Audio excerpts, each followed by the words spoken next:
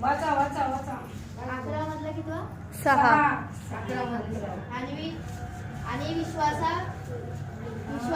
वाचूक त्याला संतोष होणे अशक्य आहे, कारण देवाजवळ जाणाऱ्याने असा विश्वास ठेवला पाहिजे की तो आहे आणि त्याचा शोध झटून करणार त्यांना तो प्रतिफळ देणार आहे. परत एकदा वाचा. वाचा. मराठीमध्ये परत एकदा वाचा. अक्षर किती लहान आहे. परत एकदा जोराने वाचा. वाचाच मम्मी तुला मधलं 6 वाच. हा, आणि विश्वासा वाचून त्याला संतोष होणे अशक्य आहे, कारण देवाजवळ जाणाऱ्याने असा विश्वास ठेवला पाहिजे की तो आहे आणि त्याचा शोध झटून करणाऱ्यांना तो प्रतिफळ देणार आहे. हालेलुया. वचन में लिखा है, हिंदी में लिखा है कि और विश्वास के बिना उससे प्रसन्न करना अन होना है, क्योंकि परमेश्वर के पास आने वाले को क्या करना चाहिए? विश्वास करना चाहिए. हालेलुया. विश्वास के बिना हम परमेश्वर को खुश नहीं कर सकते. अगर तुम्हारे मन में राई इतना विश्वास है और परमेश्वर ने आपके लिए बोला तो वो हो जाएगा. हालेलुया. वो क्या होएगा? विश्वास के बिना हम परमेश्वर के पास नहीं आ सकते. हालेलुया. आपको विश्वास करना पड़ेगा. प्रभु का वचन कहता है कि प्रार्थना करो और विश्वास करो कि तुम्हें वो मिल गया है. हालेलुया.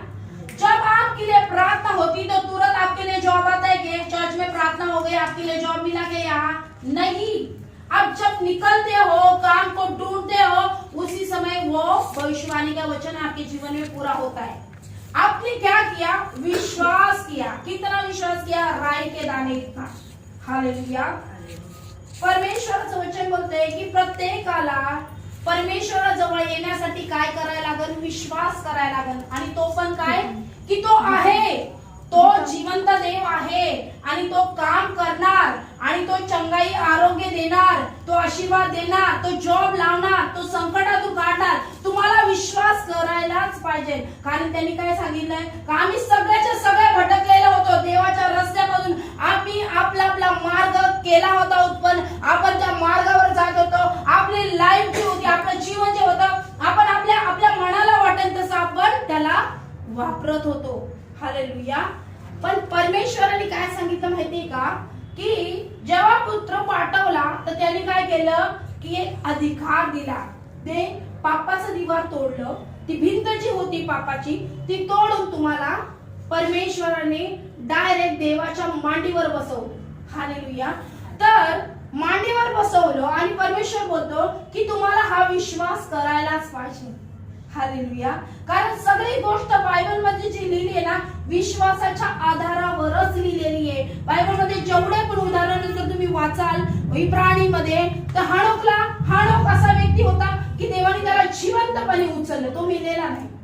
हालेलुया. साराला जो मुलगा झाला तो विश्वासाद्वारेच झालाय. तिच्या शरीरात काहीच नव्हतं. ना तिला पिरियड येत होता, ना तिच्या शरीरामध्ये ताकद होती. 90 वर्षाची ती स्त्री होती. हालेलुया. काय राहिलं असं तिच्या शरीरामध्ये? पण तिने विश्वास केला. अब्राहमने विश्वास केला आणि तो पुऱ्या दुनियाचा पिता म्हणून, एक बाप म्हणून तो ओळखला जातोय. हालेलुया. कशाद्वारे? फक्त विश्वासाद्वारे. काय पाहिजे मी ते? फक्त विश्वास. तुम्ही विश्वास करा, आरोग्य तुमचा हिस्सा आहे. हालेलुया. तुम्ही विश्वास करा, ब्लेसिंग तुमचा हिस्सा आहे. तुम्ही विश्वास करा, हे नवीन वर्ष तुमच्या जीवनामध्ये आशीर्वादाचा वर्ष होईल, तो तुमचा हिस्सा आहे. हालेलुया. तर ही कहाणी जे आहे, एक सुंदरशी कहाणी आहे. इथे आपण वाचूया. हालेलुया. की मत्तीमध्ये 7:24 पासून मी वाचते की इसीलिए जो कोई मेरी ये बात सुनकर उन्हें मानता है वह उस बुद्धिमान मनुष्य के समान ठहरेगा जिसने अपना घर चट्टान पर लगाया. हालेलुया. बनाया. हालेलुया. और मोह बरसा और बाढ़ आई और अंधियारी चली और उसने उस घर को टकराई, फिर भी वह नहीं गिरा क्योंकि उसकी नींव जो थी चट्टान पर डाली गई थी.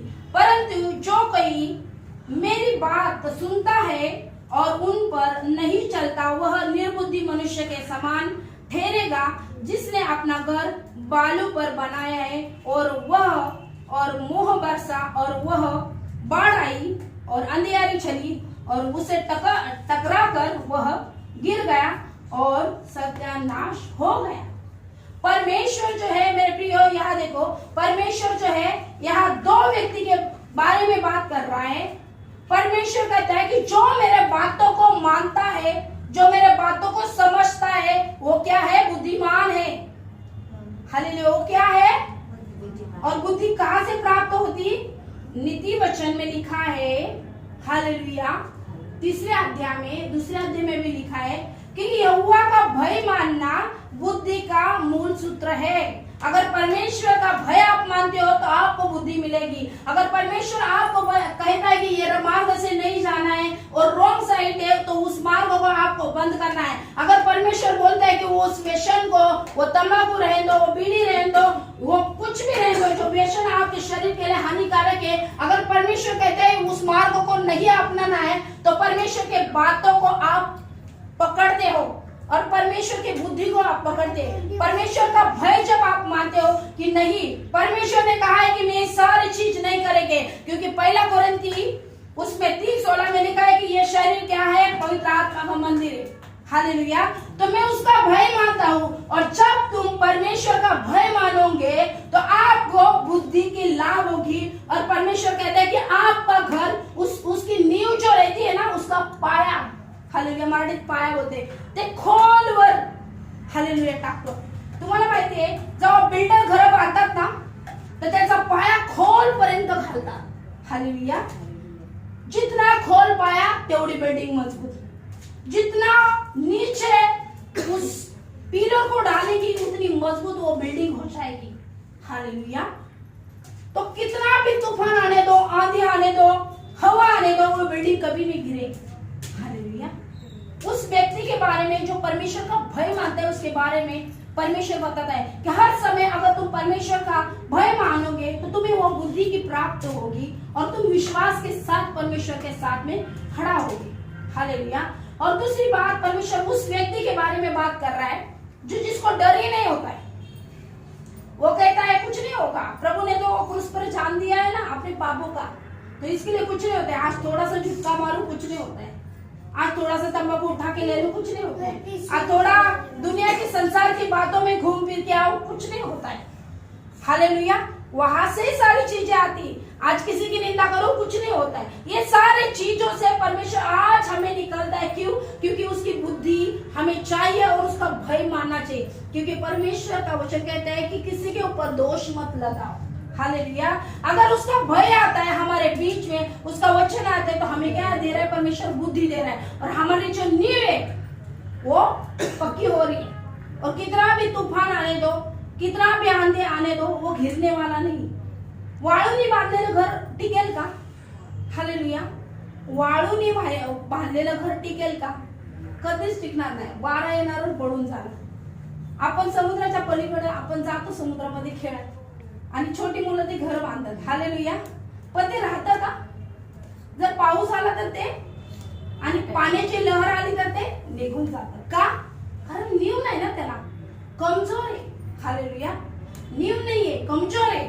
परमेश्वर कहता है कि उस कमजोर को वो निकालता है। कैसा? उसका खुदा का डर, खुदा का भय मानोगे तो हमारी नींव नीचे जाती है। हालेलुया, और हम मजबूत हो जाते हैं। परमेश्वर हमें बुद्धि करता है, बुद्धि के द्वारा हमें विश्वास प्रकट होता है और विश्वास के द्वारा परमेश्वर अद्भुत काम करता है। क्या करता है? अद्भुत काम करता है। कैसा करता है? बड़ा। हालेलुया, विश्वास कैसी चीज है? छोटी सी, वो दिखती है? नहीं दिखती। विश्वास देखा है क्या? हालेलुया, देखा आपने किधर मिलता है विश्वास?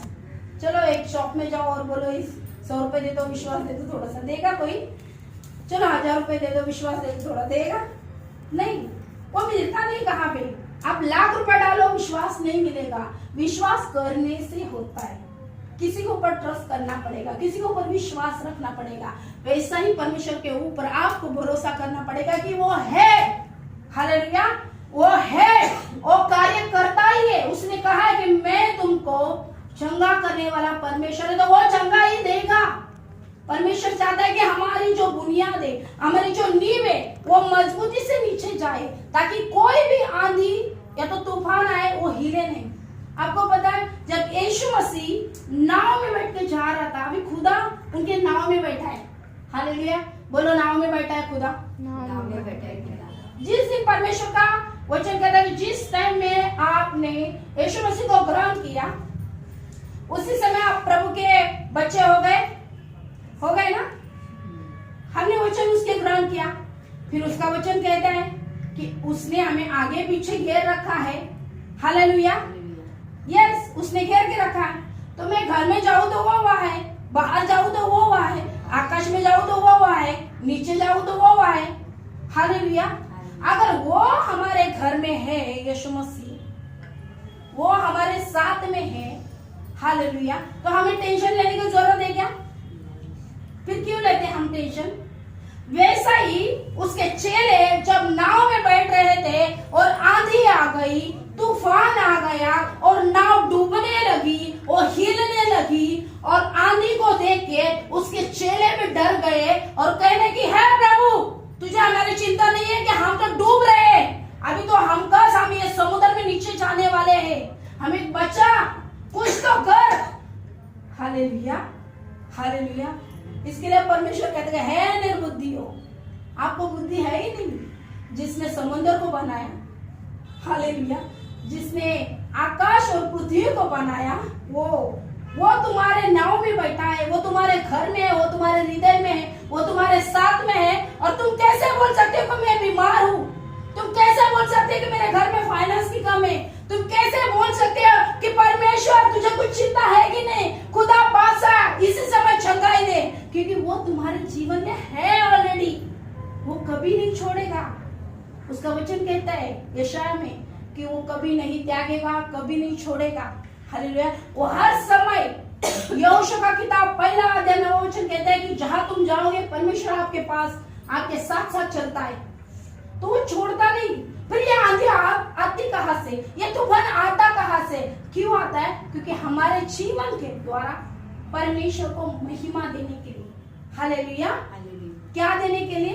महिमा देने के लिए। हालेलुया, किसको देने के लिए?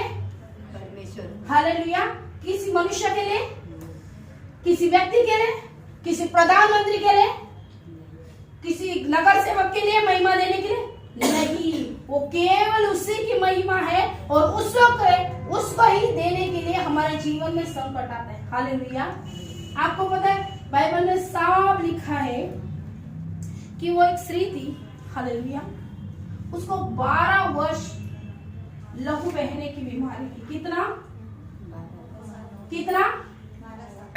12 साल, 12 वर्ष तिच्या अंगावर रक्तस्राव होत होता। किती वर्ष? 1 दिवस सांगितलं याच्यामध्ये, 2 दिवस सांगितलंय, 3 दिवस आले, किती वर्ष? 12 वर्ष। 12 वर्ष म्हटलं खूप दिवस आहे, खूप कठीण काळ आहे तो।